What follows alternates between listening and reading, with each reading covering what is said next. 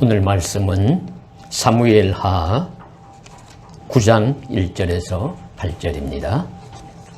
다윗이 이르되 사울의 집에 아직도 남은 사람이 있느냐? 내가 요나단으로 말미암아 그 사람에게 은총을 베풀리라 하니라. 사울의 집에는 종 한 사람이 있으니 그의 이름은 시바라. 그를 다윗의 앞으로 부르매 왕이 그에게 말하되 내가 시바냐 하니 이르되 당신의 종이니이다 하니라. 왕이 이르되 사울의 집에 아직도 남은 사람이 없느냐? 내가 그 사람에게 하나님의 은총을 베풀고자 하노라 하니 시바가 왕께 아뢰되 요나단의 아들 하나가 있는데 다리 저는 자니이다 하니라. 왕이 그에게 말하되 그가 어디 있느냐 하니 시바가 왕께 이르되 로드발 암미엘의 아들 마길의 집에 있나이다 하니라. 다윗 왕이 사람을 보내어 로드발 암미엘의 아들 마길의 집에서 그를 데려오니 사울의 손자 요나단의 아들 무비보셋이 다윗에게 나와 그 앞에 엎드려 절하매 다윗이 이르되 무비보셋이여 하니 그가 이르기를 보소서 당신의 종이니이다. 다윗이 그에게 이르되 무서워하지 말라. 내가 반드시 내 아버지 요나단으로 말미암아 내게 은총을 베풀리라. 내가 내 할아버지 사울의 모든 밭을 다 내게 도로 주겠고 또 너는 항상 내 상에서 떡을 먹을지니라 하니 그가 절하며 이르되 이 종이 무엇이기에 왕께서 죽은 개 같은 나를 돌아보시나이까 하니라. 아멘.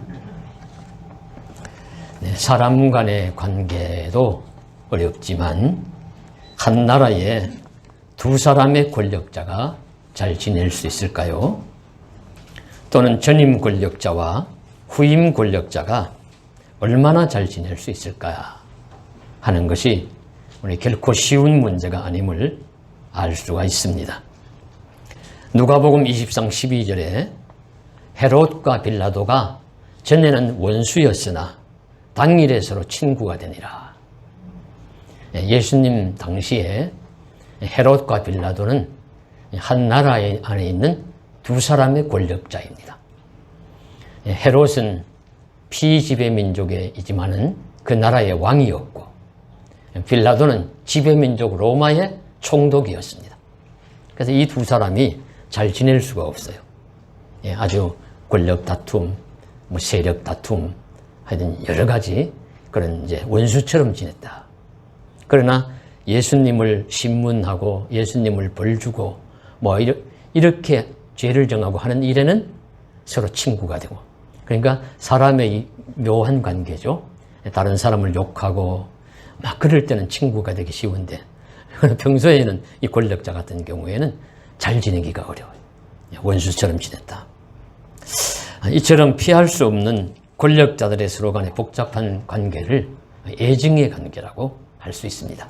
한편으로는 가까이 하면은 사랑하고 또 그런 존중하는 면도 있고 은혜를 입는 면도 있고 또 다른 한편으로는 원수와 같이 증오하고 미워하고 싫어할 수밖에 없는 그런 관계죠.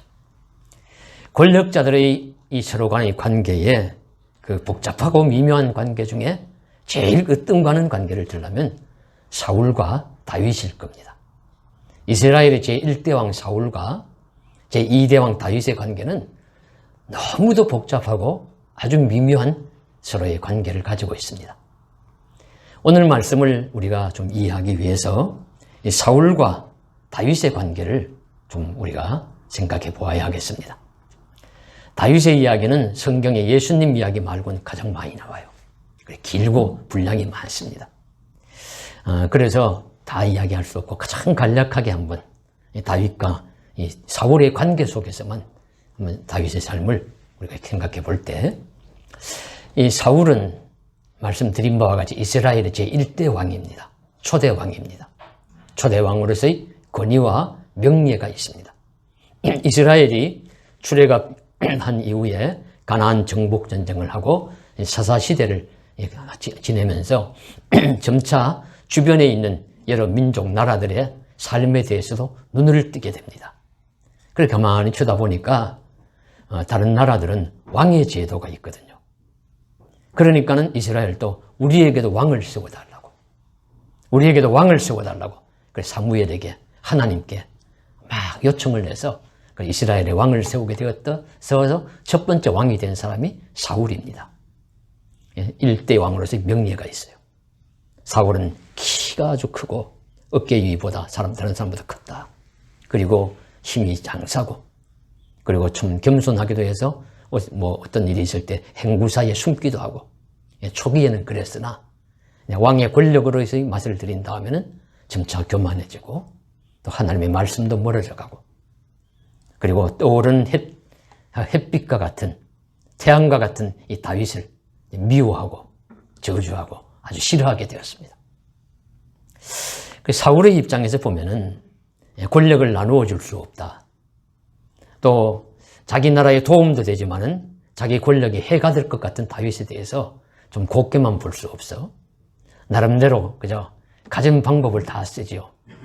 사위를 삼아가지고 그 위협도나 또 권력을 힘을 좀 줄여보려고도 하고, 전쟁터에 내보내가지고 다윗이 차라리 죽었으면 하기도 하고, 그러지만은 그럴수록 다윗은 왕의 사위 역할도 잘하고, 그리고 전쟁터에 나가면 백전백승하고, 그렇게 돌아오면 백성들은 사울은 천천히요 다윗은 만만이라 찬송하고 죽여주고 하니까 이 사울이 점점 더 정신을 못 차리는 겁니다.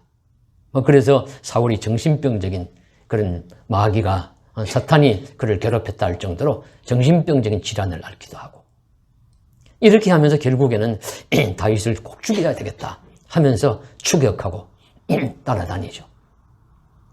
사울의 입장에서 보면 일면 이해가 되는 면도 있습니다만 성경은 철저하게 다윗의 입장에서 기록이 되었습니다. 그래서 우리도 다윗의 입장에서 성경을 보아야 해요. 그래서 이 그럼 다윗의 입장에서 보면 다윗은 하등에 잘못한 것이 없어요. 초기에 다윗은 목동으로서 형들이 전쟁터에 나가서기 때문에 아버지의 심부름으로 전쟁터에 갔다가 보니까 골리앗이라는 블레셋 장수가 이스라엘 백성을 조롱하고 하나님을 조롱하고 무시하니까 거기에 대해서 분노하고 참 정당한 분노가 일어나가지고 참 어린 몸으로서 혈혈단신 그 거구 골리앗을 맞서 싸워서 이겨서 나라를 구합니다. 전쟁터에 나가서 백전백승 승리하는 것도 마땅히 장수로서 해야 될 일입니다. 죽어야 합니까? 왕이 그러나고? 또 져야 합니까? 아니죠. 이겨서 자기 나라 백성들을 보호해야 합니다. 그런데 그런 것이 이 사울에게는 좀 걸림돌이 되었겠지만 다윗은 마땅히 해야 할 일을 한 것뿐이에요. 그럼에도 불구하고 이 사울이 왕이 죽이려고 하니까 이 다윗이 얼마나 다윗으로 보면 참 억울하고 한스러운 일입니다. 다윗은 잘못이 없어요. 다윗이 죄가 있고 잘못이 있다면 잘난 잘못밖에 없습니다. 너무 잘났기 때문에 그 시기를 받고 공격을 받는 것이죠. 그러나 이 다윗의 입장에서 보면 이렇게 억울합니다. 나는 잘하려고 했는데, 나라를 구하고 왕을 도와주고 그러게 했는데 왕은 나를 죽이려고 한다. 그래서 이 도망자가 되어가지고 살아가죠. 10여 년 도망자가 되어 살면서 치욕적인 삶을 살아갑니다. 숨어서 살고 광야의 도적대처럼 살기도 하고 광야의 또 의인처럼 살기도 하고, 그러다가 피할 데가 없어서 적국의 나라 블레셋의 그 신하가 되어 투항해서 이 치욕적인 삶을 살면서 생명을 연장하기도 합니다. 하나님이 도와주시지 않았으면 다윗은 광야에서 죽었을지도 모르죠. 이런 다윗이 이 사울에 대해서 이렇게 좀 양면적인 마음을 가지고 있음을 부인할 수가 없을 겁니다. 한편으로는 고마운 면도 있지만 한편 나 같은 자를 왜 이렇게 끝까지 죽이려고 하느냐. 난 참 억울하다. 한스럽다. 그럴 수 있어요. 그런데 결국엔 하나님이 이 결정을 지어주시죠. 사울은 점점 교만하여 하나님의 말씀에서 멀어져 가고 다윗은 변함없이 하나님을 사랑하며 살아가니까 다윗에게 승리를 주십니다. 사울은 길보아 산에서 블레셋과의 전투에서 참패하여서 세 아들과 함께 죽고 마합니다. 사울의 나라는 결정적인 타격을 입습니다. 이 소식을 듣고서는 다윗이 자기 유다 지파의 거점 지역이라고 할 수 있는 남쪽의 헤브론에 가서 왕이 되어요. 왕이 되었지만은 그 약화된 이스라엘, 북이스라엘이라고 할 수 있는 사울 왕국을 침략하고 그렇게 해서 복속을 시키지 않습니다. 기다려줘요. 한 7년의 세월을 기다리는 동안에 거기서는 뭐 소위 말하면 찢고 뽑고 하다가 결국에는 그 사울의 남은 아들 이스보셋을 그 밑에 신하들이 죽이고 그 나라를 다윗에게 바칩니다. 그래서 통일 왕국의 다윗이 왕이 되어요. 무혈 입성을 한 것이죠. 이렇게 통일 왕국의 왕이 된 다윗이 참 이제 한 일이 무엇이냐면은 그 왕국의 왕이 되어서 제일 먼저 한 일이 아직도 이스라엘 유다 땅 안에 있으면서 그들이 점령하지 못했던 여부스 산성을 점령을 합니다. 여부스 산성을 점령해서 여부스 산성이 좀 높은 곳에 위치해 있는 천혜의 요새였기 때문에 그곳을 수도로 삼습니다. 그래서 그곳에 다윗이 왕궁을 건설하고 그곳에 살아가니까 그곳 이름을 다윗성이라고 하고 예루살렘이라고 합니다. 그리고 그곳에다가 하나님의 궤 언약궤 법궤를 옮겨옵니다. 그러니까 성막을 옮겨왔다는 거예요. 법궤를 옮겨와서 그곳을 신앙적인 중심지로 삼습니다. 그래서 거룩한 도성이 되니 시온성이라고 이름을 붙입니다. 그래서 그 다윗성, 시온성, 예루살렘은 지금까지 세계 역사의 신앙적인 중심지가 되어 있어요. 그리고 유구한 역사를 지니고 있는 것이죠. 그리고 나선 다윗은 그 주변 지역을 모압, 암몬, 블레셋 등을 점령해서 그 나라에 힘을 못 쓰게 하고 복속을 시키고 그래서 나라를 안정을 시킵니다. 큰 나라를 다스리는 왕이 되었고 주변에 아무도 공격할 자들도 없고 그리고 아주 절대적인 강한 왕이 되었으니까 다윗이 너무 감격을 합니다. 그래서 사무엘하 7장 18절에 보면 다윗이 하나님 앞에 앉아서 나와 내 집이 무엇이기에 나를 여기까지 이르게 하셨나이까. 감격이요. 하나님, 목동이 아닙니까? 저 베들레헴에 보잘것없는 이세 집안의 출신이 아닙니까? 그런 내가 무엇이간데 하나님 나를 도와주셔서 여기까지 이르게 하셨습니까? 너무 하나님의 은혜에 감사하며 감격하는 것이죠. 역사의 주인은 하나님이시고 인생의 생사화복을 주관하시는 분 하나님이시라는 믿음이 다윗에게는 있는 것입니다. 그러면 이때 내적으로도 지금 안정이 되었습니다. 신앙적으로도 중심지를 잡았습니다. 외세의 침략도 지금 없는 정도로 평안한 시기가 되었습니다. 절대 힘을 가지고 절대 왕권을 가지고 절대 능력을 가진 이 다윗이 이때 무엇을 했을까요? 이것이 중요합니다. 물론 하려고 하면 여러 가지 일들을 할 수 있을 겁니다. 보통 이런 경우가 되면 왕들이나 세상의 권력자들은 무엇을 하느냐 하면 건축사업을 해요. 큰 성을 짓거나 큰 건축물을 지어가지고 나의 치세가 이렇게 대단하다 하는 것을 보여주려고 하기도 하고 또 나폴레옹이나 알렉산더 이런 사람들 같은 보통의 또 왕들은 끊임없이 그 힘을 이용해서 정복전쟁을 합니다. 전쟁을 해서 나라를 넓히려고 하고 아니면 어떤 왕들은 내세를 더 튼튼히 해야 되겠다. 혹시 나에게 해가 되는 인물이 없는가 찾아가지고 샅샅이 뒤져가지고 그런 자들을 처단하기도 하고 이런 것들을 하지만 다윗은 그러지 않았어요. 다윗은 무엇을 했느냐면 사울과 그 가문에 사람을 찾았습니다. 그 찾은 이유가 무엇이냐면 오늘 말씀해 보시면 은총을 베풀려 합니다. 우리 9장 1절 후반절에도 내가 그 사람에게 은총을 베풀리라. 우리 3절에도 보시면 내가 그 사람에게 하나님의 은총을 베풀고자 하노라. 사울의 집에 남은 사람이 없느냐? 사울의 집에 어떤 후손이 없느냐? 찾는 거죠. 자, 이런 경우에 보통 세 가지 처신을 할 수가 있습니다. 세 가지 방향을 할 수 있는데요. 그 첫 번째는 이전의 일은 다 잊어버리는 것이죠. 다 지워버리는 것입니다. 사울과 그 가족에 대한 일은 좋은 일이든 나쁜 일이든 다 잊어버립니다. 말씀드린 바와 같이 다윗은 좋은 기억도 있어요. 왕이 그를 그 장수로 뽑아주었고 자기 사위로 삼았고 어쨌든 그 아래에서 다윗은 살았으니까 왕의 은혜를 입은 것도 있습니다. 전대왕입니다. 그러나 또 자신을 죽이려고 끝까지 쫓아다니고 괴롭히고 했던 원수와 같은 자이기도 합니다. 애증이 있습니다. 그러니 이 다윗의 입장에서는 그래, 원수된 것도 있고 좀 감사한 면도 있지만 그것도 잊어버리자. 받은 바 은혜도 있고 그리고 또 그저 내가 가졌던 원한과 복수심도 잊어버리자. 이런 마음을 가질 수가 있어요. 근데 이것도 사실은 뭐 좀 대단한 것이 사람은 상처 입은 것은 잘 기억을 하지만 은혜 받은 것은 잘 기억 못합니다. 잘 잊어버리죠. 아무튼 큰 마음 먹고 그냥 잊자. 문제도 삼지 말고 은혜도 있고 원한도 잊어버리는 겁니다. 이것은 원한은 잊어버리는 것이 좋으나 은혜를 갚지 않는다는 점에서는 부족하고 모자라는 삶이에요. 보통 우리들은 이런 모습으로 많이 살아갑니다. 예, 우리도 사람이 취하기가 쉬운 모습이죠. 한때 위기 상황이 있었고 한때 어려운 일이 있었고 한때 고통스러운 일이 있을 때 누군가 나를 도와주었습니다. 이제 살만하고 형편이 좋아졌으나 그러나 애증이 있습니다. 은혜를 갚으려고 하니까 에너지가 소모되고 힘든 면이 있어요. 아무 보답도 하지 않고 잊어버리자.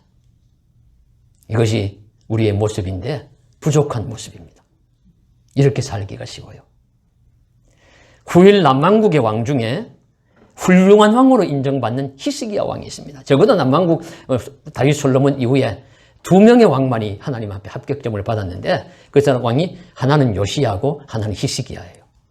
그런데 놀랍게도요, 이 히스기야가 하나님께 큰 은혜를 입었습니다. 하나는 한 번은 나라가 완전히 멸망할 뻔하거든요. 북쪽에 아수르라는 그 나라가 크게 강성하게 되어가지고 쳐들어와가지고 뭐 예루살렘을 포위하고 곧 나라가 멸망할 지경이 되었는데 히스기야도 기도하고 백성들도 힘을 모으고 왕의 말을 따르고 해서 하나님이 은혜로 그들 자체적인 문제가 있게 하고 천사가 나타나서 그들 18만 5천 명을 죽이고 해서 그들 물러가게 해서 이 나라가 민족이 살아납니다. 그래서 왕의 이 지위를 감당을 하고 이 히스기야가 살아가게 되었고 또 한 번은 개인적인 질병이 들어서 죽게 되었죠. 죽을 병이 들었는데 역시 기도하고 하나님의 은혜로 그를 살려줍니다. 큰 은혜를 입었는데 놀랍게도 성경 말씀해 보시면 이렇게 큰 은혜를 입었는데 히스기야의 이야기를 읽어보면 악한 일, 나쁜 일을 했다는 이야기가 없어요. 그런데 역대하 32장 25절에 이런 말씀을 하십니다. 히스기야가 마음이 교만하여 그 받은 은혜를 보답하지 아니하므로 진노가 그와 유다와 예루살렘에 내리게 되었더라. 히스기야가 은혜를 보답하지 않았대요. 잘못하고 뭐 크게 잘못한 것은 없는데 은혜를 보답하지 않은 것이 하나님의 책망받는 조건이 되었다. 이런 말씀이 성서에 있습니다. 저도 가장 가슴 아픈 일 중에 하나가 은혜를 갚지 못하고 살아간다. 원수를 갚으려고 몸부림치고 그런 일은 없습니다만은 그러나 받은 바 은혜를 갚지를 못해요. 못할 때가 많습니다. 참 애통하고 부족한 모습인데 가슴을 치면서 하나님 앞에 참 은혜를 잊은 저를 불쌍히 여겨주십시오. 이렇게 기도할 뿐이기 하고 하나님 기회 주셔서 힘 주셔서 갚을 수 있는 은혜를 주시면 감사하겠습니다. 그런 소망도 있죠. 우리 모두가 그러실 것이라고 봅니다. 두 번째로는 당시 다윗이나 사람이 취할 수 있는 그 처신은 은혜를 원수로 갚는 것입니다. 이걸 배은이라고 합니다. 다윗은 아무것도 거칠 것이 없는 절대 권력을 가진 대왕이었어요. 아무도 사람은 누구 막아설 사람이 없습니다. 그때 다윗은 자신을 괴롭히고 힘들게 했던 사울의 후손이나 아니면 그와 편을 들었던 사람들을 일일이 찾아내어가지고 처벌할 수도 있었습니다. 그러나 말씀드린 바와 같이 이 다윗은 은혜도 입은 자예요. 그 사울 가문에 대해서 요나단이라는 그 친구는 좀 왕자지만은 생명처럼 자기를 사랑하고 아끼고 사울에게 핍박받을 때 자기를 보호해주고 변호해주고 했던 그런 왕자도 있고 사울의 딸 미갈도 침대에 그냥 다른 걸 덮어놓고는 사울을 달아내려가지고 다윗을 살려주기도 하고 사울이 죽이려고 사람을 보냈을 때 이런 은혜를 입은 것도 있습니다. 그래서 이런 은혜를 잊어버리고 이런 악한 소위 말하면 은혜를 원수로 갚는 그런 삶을 살아갈 수도 있는데 세상의 권력자가 되면은 그러기가 쉽습니다. 은혜를 원수로 갚는 것이죠. 그러니까 이것은 최악의 행동인데 사람에게는 종종 이런 일이 일어납니다. 여러 번 말씀드렸습니다만 단테의 신곡에서는 지옥에도 급수가 있다고 합니다. 그래서 층층으로 아래로 내려갈수록 더 큰 죄를 짓고 더 큰 벌을 받는데 지옥의 가장 밑바닥에 누가 있느냐? 세 사람이 있다고 하는데요. 성경 말씀이 아니고 단테의 신곡에 나온 이야기입니다. 단테가 나름대로 신앙껏 생각해서 한 이야기가 지옥의 가장 밑바닥에는 브루투스가 있고 카시우스가 있고 가룟유다가 있다. 이 세 사람은 다 배반자예요. 브루투스는 양아버지 시지를 암살한 자고 가룟유다는 자기 사랑하는 스승 예수님을 판 자입니다. 이런 자가 가장 지옥의 밑바닥에 있다는 이야기는 인간이 범할 수 있는 최악의 죄가 뭐냐? 이 배반이라는 거죠. 은혜를 갚지 않고 원수로 갚는다. 악하게 갚는다. 그 인간이 해서는 안 될 일이다. 그런 메시지를 주는 이야기입니다.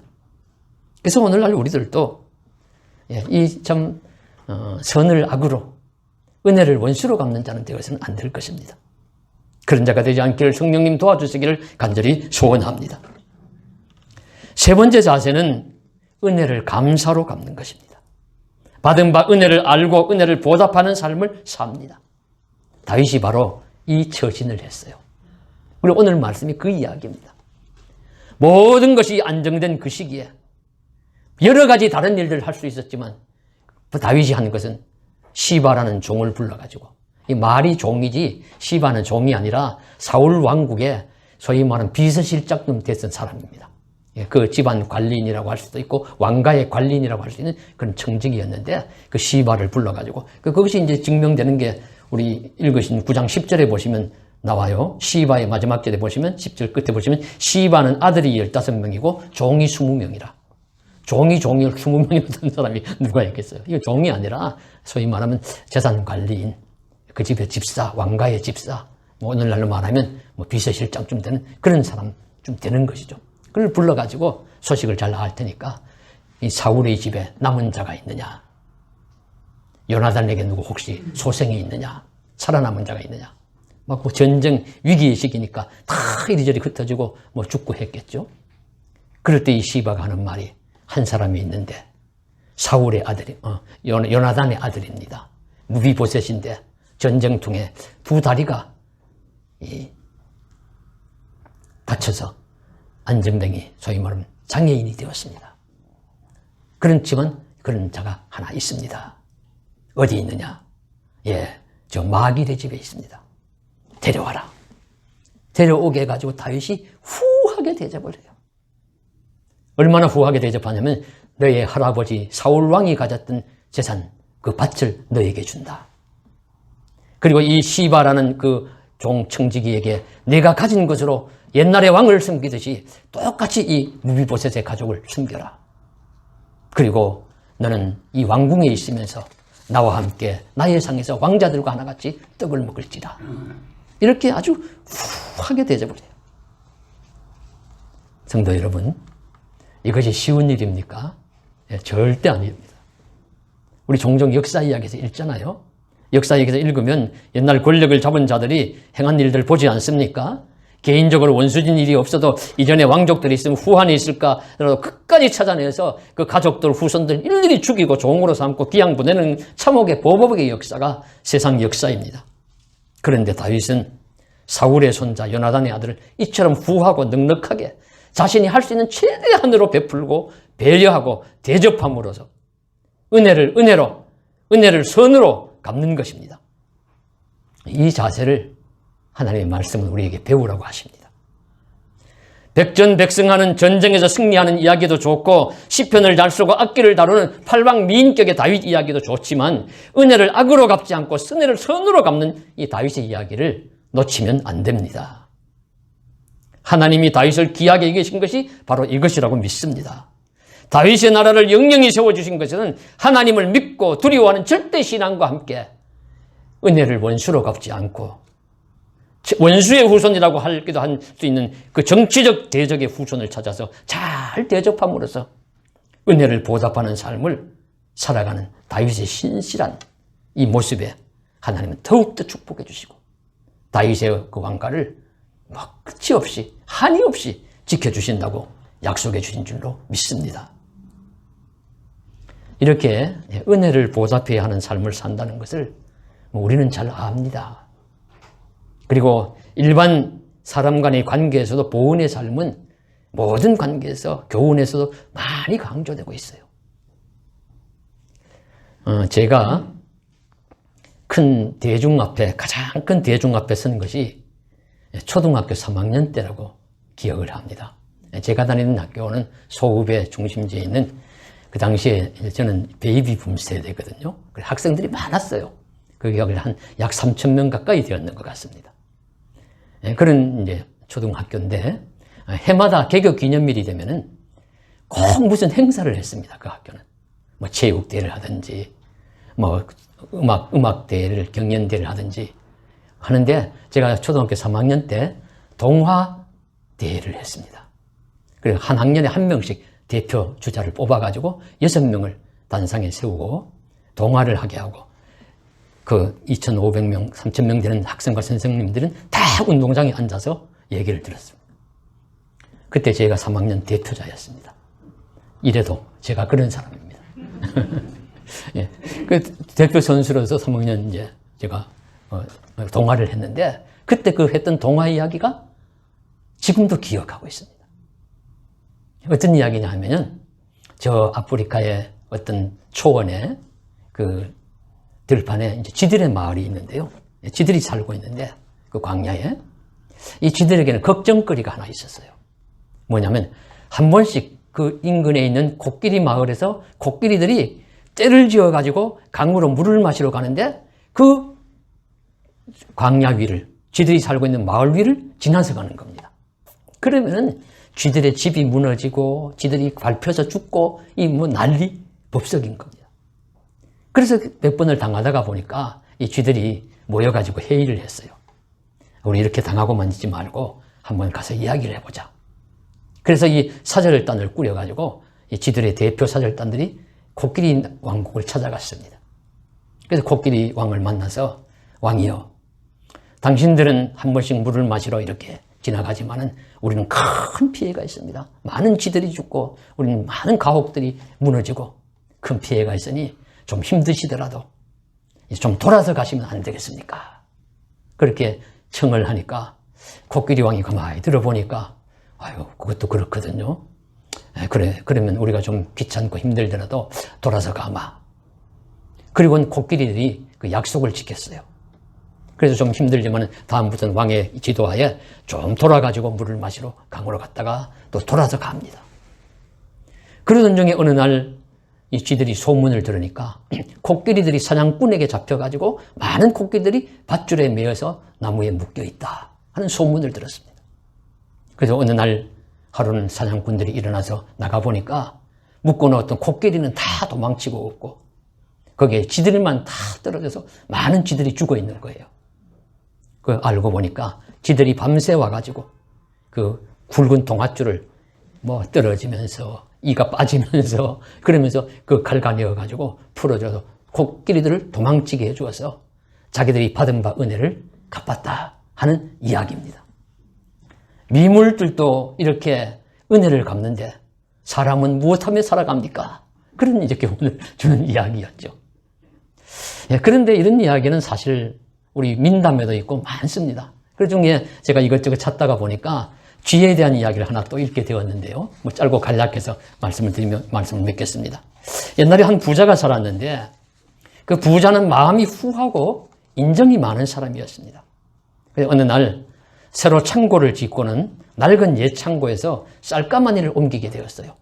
그래서 하인들이, 종들이 쌀가마니를 옮기는데 옛 창고의 쌀가마니를 새 창고로 옮기는 중입니다. 그래서 하인들은 신이 나서 막 옮기는데 마지막 한 가마가 남았을 때 주인이 잠깐 그건 그냥 그대로 두어라 그래요. 아유 주인님 왜 그러십니까? 지들도 먹고 살아야 되지 않겠느냐. 그래서 이 하인들이 그대로 두었죠. 그리고 몇 달이 지났습니다. 하인이 하루는 막 주인을 불러요. 주인님 나와보십시오. 신기한 일이 있으니까 나와보십시오.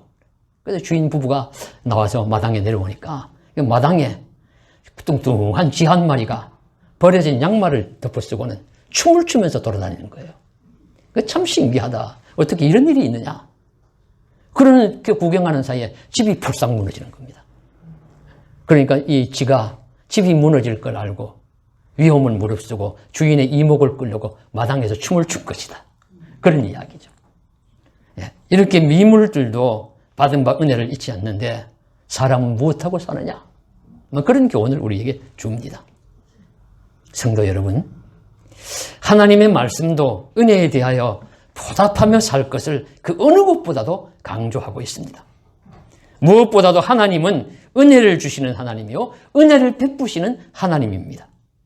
나를 사랑하고 내 계명을 지키는 자에게는 천대까지 은혜를 베풀리라. 천대까지 은혜를 베풀리라. 출애굽기 20장 6절에 나오는 말씀이고요. 출애굽기 34장 6절에는 여호와께서 그의 앞으로 지나시며 선포하시되 여호와라 여호와라 자비롭고 은혜롭고 노하기를 더디하고 인자와 진실이 많은 하나님이시라. 예. 주도적인 성품이 뭐냐면 자비롭고 은혜로우신 하나님. 하나님은 은혜로우신 분입니다. 그리고 은혜를 주시는 분이십니다. 예수님께서도 그러십니다. 율법은 모세로 말미암아 주어진 것이요 은혜와 진리는 예수 그리스도로 말미암아 온 것이라. 요한복음 1장 17절 말씀에서 하시고 있습니다.